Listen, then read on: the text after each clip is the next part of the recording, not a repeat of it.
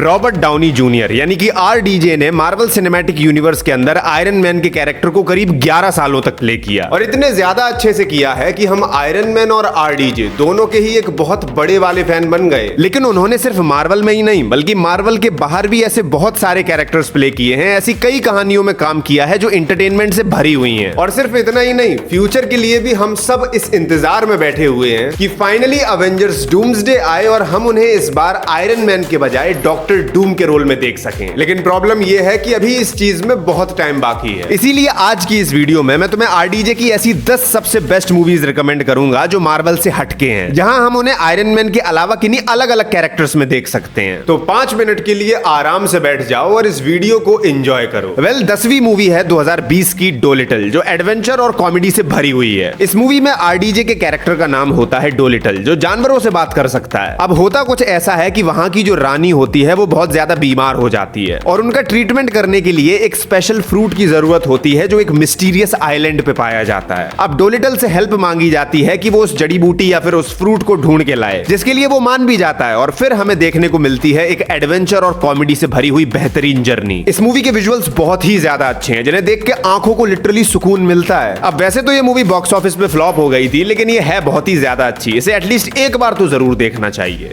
9वीं movie है 2010 की due date, जो एक तरीके की एडवेंचर मूवी है जिसमें बहुत जबरदस्त कॉमेडी क्रिएट होती है। इस मूवी में जो RDJ का कैरेक्टर होता है, उसकी वाइफ प्रेग्नेंट होती है और उसकी डिलीवरी होने वाली होती है, बट वो अपनी वाइफ से बहुत ज्यादा दूर होता है। और बहुत दूर का मतलब है बहुत ज्यादा ही दूर, क्योंकि उसकी वाइफ होती है लॉस एंजलिस में और वो होता है अटलांटा में। और ये दूरी कितनी ज्यादा बड़ी है उसका आइडिया तुम्हें इस बात से लग जाएगा कि इन दोनों जगह के बीच का डिस्टेंस 3000 किलोमीटर से भी ज्यादा है। अब क्योंकि उसे अपनी वाइफ के पास जल्द से जल्द पहुंचना है, इसीलिए वो फ्लाइट पकड़ने के लिए जाता है। बट वहां सिचुएशन कुछ ऐसी बनती है कि एयरपोर्ट सिक्योरिटी उसे प्लेन पे चढ़ने ही नहीं देती है, उसे वो नो फ्लाई लिस्ट में डाल देते हैं। अब क्योंकि उसे हर कीमत पे बिल्कुल सही टाइम पे अपनी वाइफ के पास पहुंचना है, इसीलिए वो डिसाइड करता है कि वो बाई रोड वहां पहुंचेगा। इसीलिए वो एक बंदे से लिफ्ट लेता है जो एक एस्पायरिंग एक्टर होता है। अब इसके आगे जब ये इस सफर में निकलते हैं तो इनके साथ कुछ ना कुछ उल्टा ही बुल्टा होता रहता है। कभी ये क्रिमिनल्स के चक्कर में पड़ जाते हैं, कभी ये लोग बॉर्डर क्रॉस कर जाते हैं। ओवरऑल सिचुएशंस ऐसी बनती हैं कि वो और भी ज्यादा लेट हो रहा होता है और ऊपर से वो अपनी वाइफ के साथ कम्युनिकेट भी नहीं कर पा रहा होता है। और इसी पूरी सिचुएशन में एक जबरदस्त लेवल की कॉमेडी क्रिएट होती है, तो मैं तो कहूंगा कि इसे एक बार जरूर देखना।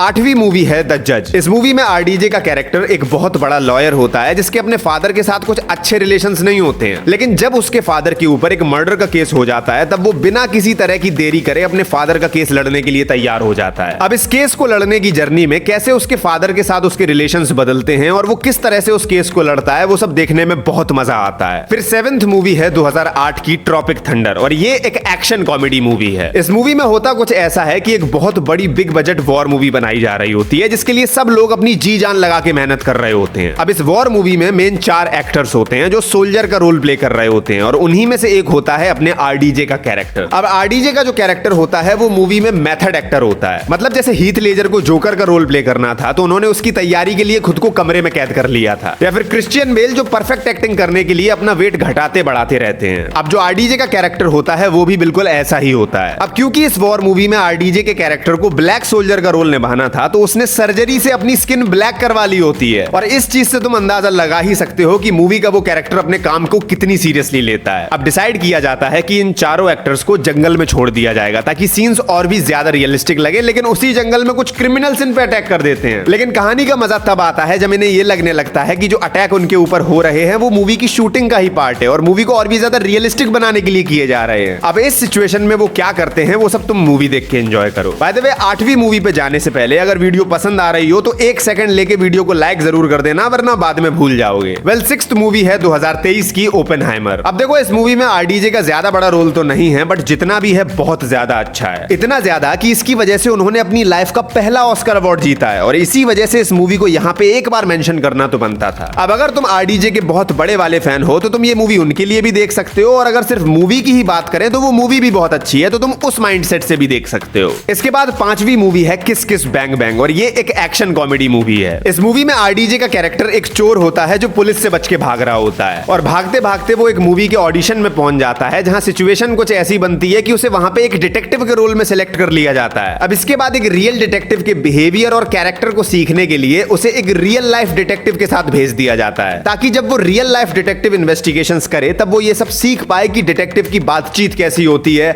उसका बिहेवियर और बॉडी लैंग्वेज कैसा होता है। अब ये चीज सुनने में जितनी सिंपल लग रही है उतनी है नहीं, क्योंकि जैसे जैसे मूवी आगे बढ़ती जाती है ये चीज और भी ज्यादा इंटरेस्टिंग और कॉम्प्लेक्स होती चली जाती है, जिस वजह से एक बहुत ही जबरदस्त लेवल की कॉमेडी क्रिएट होती है। इसके बाद चौथी मूवी है चैपलिन। चार्ली चैपलिन एक बहुत ही बड़ा नाम है जो अपने टाइम के एक बहुत बड़े कॉमेडियन थे, और इस मूवी में आरडीजे ने उन्हीं का रोल प्ले किया है। ये एक तरह की बायोपिक मूवी है जिसमें चार्ली चैपलिन की लाइफ की प्रॉब्लम्स और उनकी सक्सेस को एक्सप्लोर किया गया है। इसके प्लॉट के बारे में बताने का तो कोई सेंस नहीं बनता है, क्योंकि ये एक रियल लाइफ पर्सनैलिटी पे बेस्ड मूवी है। बट हाँ, अगर तुम्हें आरडीजे की बेस्ट एक्टिंग परफॉर्मेंस देखनी है ना, तो इस मूवी को एक बार जरूर देखना। ये मूवी लिटरली उनकी एक्टिंग स्किल्स को परफेक्टली शोकेस करती है। वेल, तीसरी मूवी है ज़ोडिएक। इस मूवी में केवल आरडीजे ही नहीं है, बल्कि अपने हल्क का रोल प्ले करने वाले मार्क रफेलो और मिस्टीरियो का रोल प्ले करने वाले जेक जिलेनहॉल भी हैं। इस मूवी में एक सीरियल किलर होता है जिसे ज़ोडिएक किलर के नाम से जाना जाता है, और इसकी आदत होती है कि वो कुछ क्लूज छोड़ के इन्वेस्टिगेटर्स को चैलेंज करता है कि मुझे ढूंढ के दिखाओ। अब इस तरह की मूवीज में सबसे ज्यादा मजा तब आता है जब अचानक से एक बहुत बड़ा ट्विस्ट आ जाए, और इस मूवी में ऐसे ट्विस्ट आते ही रहते हैं। ये मूवी लिटरली सस्पेंस से भरी हुई है। जैसे जैसे वो लोग केस में आगे बढ़ते जाते हैं, मूवी का मजा बढ़ता चला जाता है। ये मूवी सच में बहुत ही अच्छी है, तो एक बार तो जरूर देखना। वेल, फाइनली अगली जो दो मूवीज हैं, यानी कि दूसरी और पहली मूवी, वो एक सीरीज की ही फिल्म है, और सीरीज का नाम है शेरलॉक होम्स। शेरलॉक होम्स एक डिटेक्टिव होता है जो बहुत ही ज्यादा इंटेलिजेंट होता है, और उसके पास फोटोग्राफिक मेमोरी होती है, यानी कि चीजें उसके दिमाग में छप जाती हैं, और इन्हीं स्किल्स का यूज करके वो तरह तरह के केसेस को सॉल्व करता है। लिटरली वो छोटी से छोटी चीज पे भी ध्यान देता है, ऐसी चीजें जो सबके सामने होती है लेकिन कोई भी उसे नोटिस नहीं करता है। बाय द वे, इसी सेम कैरेक्टर का रोल अपने डॉक्टर स्ट्रेंज भी प्ले कर चुके हैं, तो चाहो तो उनकी सीरीज भी देख सकते हो। दोनों ही बहुत ही ज्यादा इंटरेस्टिंग है। बाय द वे, ये थी मेरी तरफ से आरडीजे की 10 सबसे बेस्ट नॉन मार्वल मूवीज की लिस्ट। मुझे जरूर बताना कि कौन सी मूवी सबसे पहले देखोगे। बाय द वे, तुम अगली वीडियो में किस मार्वल एक्टर के मूवीज के रिकमेंडेशंस चाहते हो वो भी मुझे कमेंट में जरूर बताते जाना। बाकी मिलते हैं किसी और वीडियो में, तब तक के लिए बाय।